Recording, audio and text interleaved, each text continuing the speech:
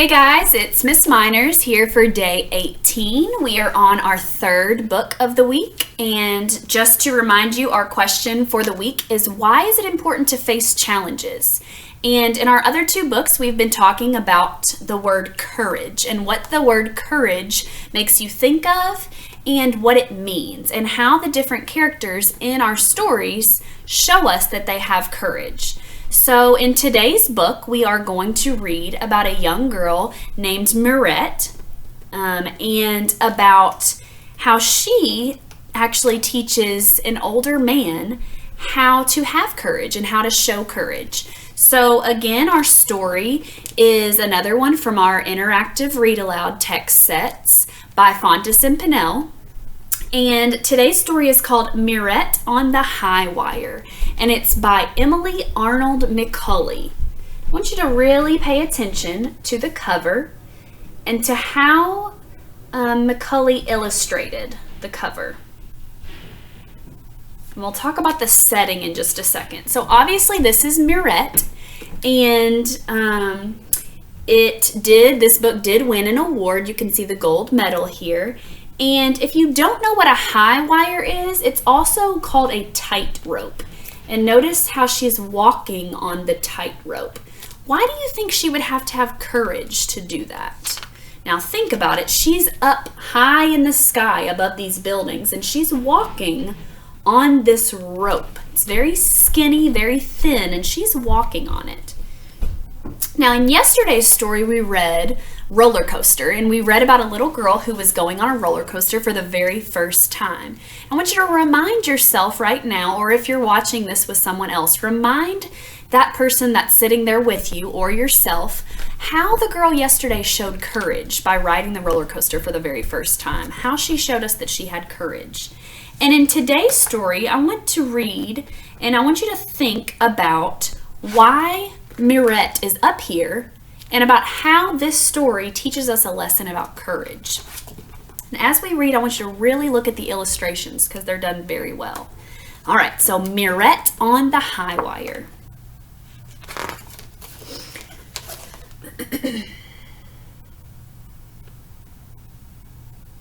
So this is just the copyright page. There's no words on this page other than kind of the copyright information, but I want you to pay attention to Mirette here and to this man here. They're going to be our two main characters, okay? And our setting in this story, where the story takes place, is in Paris. So Paris, France, and it takes place about 100 years ago, so a long time ago. What do you notice? What do you notice in the background? What do you notice about the man and the girl? And how can we tell that this was 100 years ago and that it's in Paris? All right. 100 years ago in Paris, when theaters and music halls drew traveling players from all over the world, the best place to stay was at the Widow Gatteau's, a boarding house on English Street. Acrobats, jugglers, actors, and mimes from as far away as Moscow, which is in Russia, and New York, which is in the United States, reclined on the widow's feather mattresses and devoured her kidney stews. The word devoured is just a higher shade of meaning, like in our morning work, for eat. So they devoured the stew. They didn't just taste it. They didn't just eat a little bit, but they ate it really, really fast. So that means it's really good. So Mirette's mother has a boarding house. And a boarding house is like a hotel with people who rent bedrooms. So they can kind of pay money to stay in these bedrooms at Mirette's mother's boarding house. And Mirette and her mother cook for the people that stay there. Okay? Madame Gatteau worked hard to make her guests comfortable, and so did her daughter Mirette. The girl was an expert at washing linens, chopping leeks, paring potatoes, and mopping floors.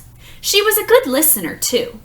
Nothing pleased her more than to overhear the vagabond players tell of their adventures in this town and that along the road. One evening, a tall, sad-faced stranger arrived. He told Madame Gateau he was Bellini, a retired high-wire walker. So that means if he's retired, he doesn't do it anymore. And he's a high-wire walker. Now let's think back to our title. So he used to do what Mirette is doing on the cover. But it says that he's sad and he's a stranger. He's a sad-faced stranger. I am here for a rest, he said.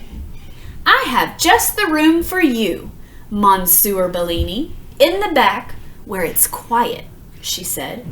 But it's on the ground floor with no view. Perfect, said the stranger. I will take my meals alone.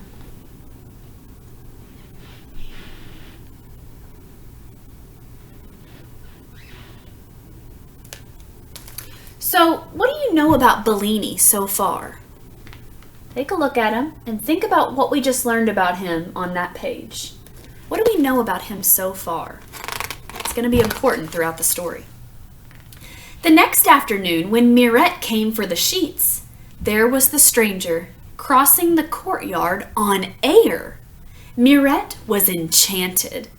Of all the things a person could do, this must be the most magical. Her feet tingled as if they wanted to jump up on the wire beside Bellini.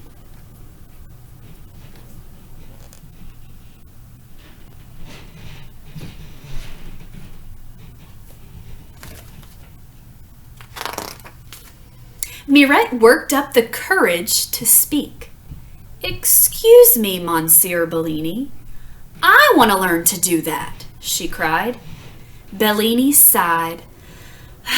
That would not be a good idea, he said. Once you start, your feet are never happy again on the ground. Oh, please teach me, Mirette begged. My feet are already unhappy on the ground. But he shook his head. Mirette watched him every day. He would slide his feet onto the wire, cast his eyes ahead, and cross without ever looking down, as if in a trance.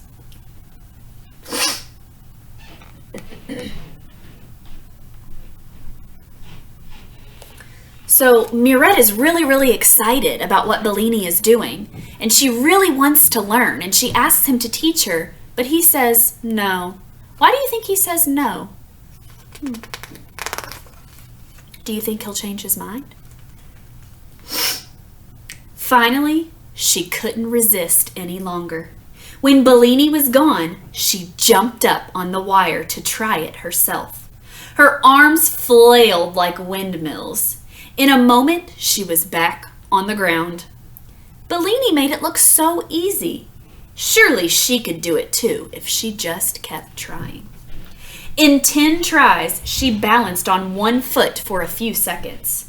In a day, she managed 3 steps without wavering. Finally, after a week of many falls, she walked the length of the wire. She couldn't wait to show Bellini.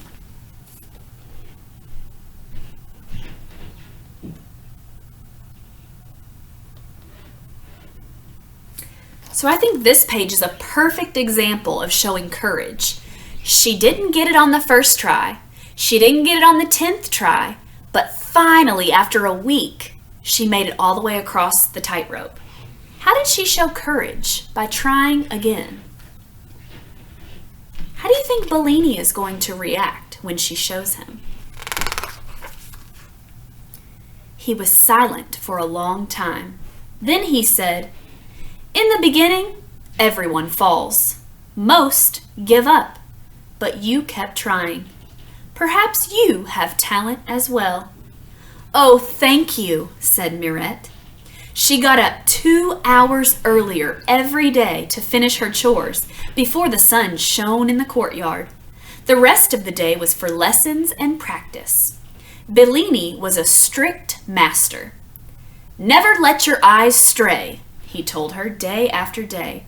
"Think only of the wire and of crossing to the end." When she could cross dozens of times without falling, he taught her the wire walker's salute. Then she learned to run, to lie down, and to turn a somersault. "I will never ever fall again," Mirette shouted. "Do not boast," Bellini said, so sharply that Mirette lost her balance and had to jump down.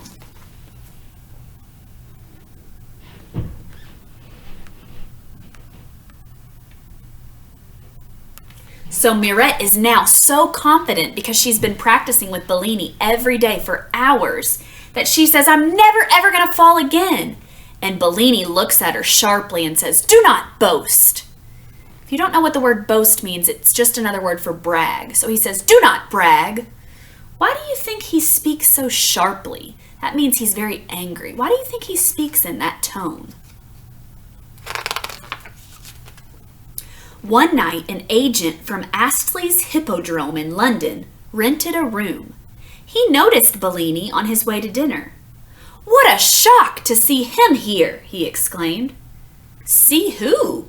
asked a mime. "Why, the great Bellini! Didn't you know he was in the room at the back?" "Bellini? The one who crossed Niagara Falls on a 1,000-foot wire in 10 minutes?" asked the mime.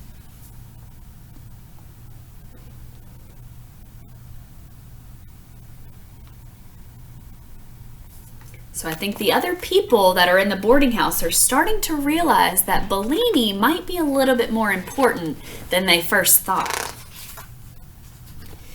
And on the way back, stopped in the middle to cook an omelet on a stove full of live coals? Then he opened a bottle of champagne and toasted the crowd, the agent recalled. "My uncle used to talk about that," said a juggler. "Bellini crossed the Alps with baskets tied to his feet, fired a cannon over the bull ring in Barcelona, walked a flaming wire wearing a blindfold in Naples. The man had the nerves of an iceberg," the agent said.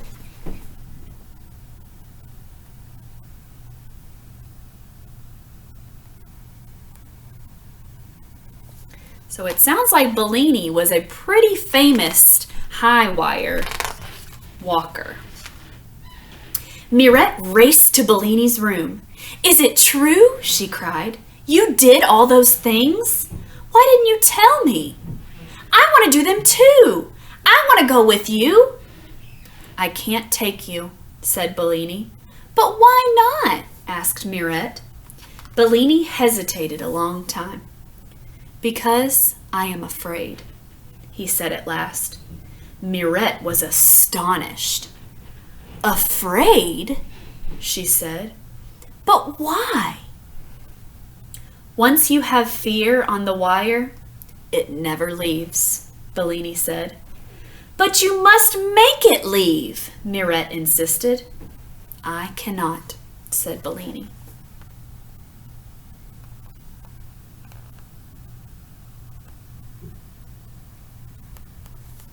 So let's think about this. Bellini has helped Mirette throughout the whole story learn how to walk on a tightrope.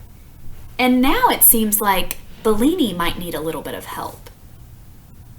How do you think Mirette can help Bellini? She's just a kid, but how do you think she can help him? Mirette turned and ran to the kitchen as tears sprang to her eyes. She had felt such joy on the wire. Now Bellini's fear was like a cloud, casting its black shadow on all she had learned from him. Bellini paced his room for hours.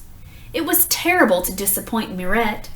By dawn, he knew that if he didn't face his fear at last, he could not face Mirette. He knew what he must do. The question was, could he succeed?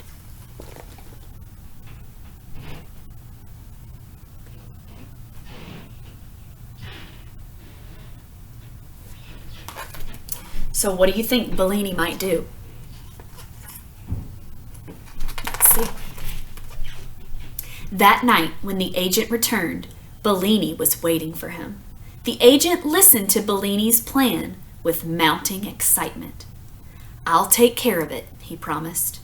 To himself, he added, "A big crowd will make me a tidy profit. What luck I just happened to be in Paris now. Bellini went out to find a length of hemp with a steel core. He borrowed a winch and worked until daylight, securing the wire.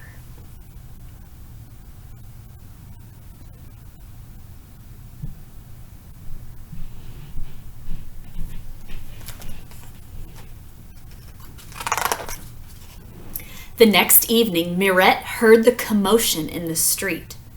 "Go and see what it is," her mother said. "Maybe it will cheer you up." In the square was a hubbub. The crowd was so thick she couldn't see, at first, that the agent was aiming a spotlight at the sky. What do you think the spotlight was aiming at? Let's see. "Return of the great Bellini!" he was yelling. Could it be? Mirette's heart hammered in her chest.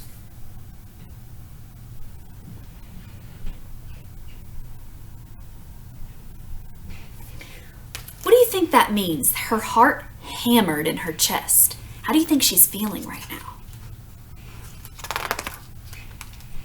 Bellini stepped out onto the wire and saluted the crowd. He took a step and then froze. The crowd cheered wildly, but something was wrong. Mirette knew at once what it was. For a moment, she was as frozen as Bellini was. Then she threw herself at the door behind her, ran inside, up flight after flight of stairs, and out through a skylight to the roof.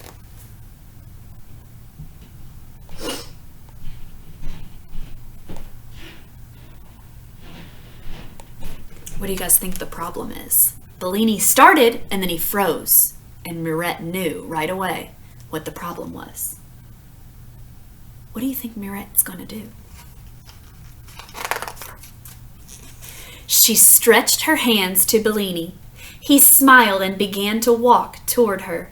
She stepped onto the wire, and with the most intense pleasure, as she had always imagined it might be, she started to cross the sky. "Brava! Bravo!" roared the crowd. "Protégé of the great Bellini!" shouted the agent. He was beside himself, already planning the world tour of Bellini and Mirette. As for the master and his pupil, they were thinking only of the wire and of crossing to the end.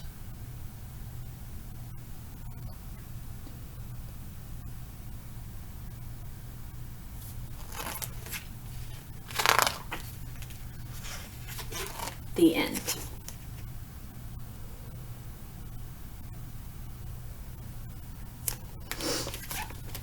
So I think this story is a great example of how sometimes it takes more than just yourself to have courage. So in our other stories, it came from within. So sometimes the courage comes from within ourselves, and we are the only ones who can kind of have courage and who can teach ourselves to have that courage and to be brave. But in this story, I think our characters had to work together. So they showed teamwork, and they had to kind of teach each other how to have courage. So I think this was a good, different example of how sometimes you can't just use yourself to come up with that courage, and that you need the help of other people. And I will see you guys tomorrow for our next story.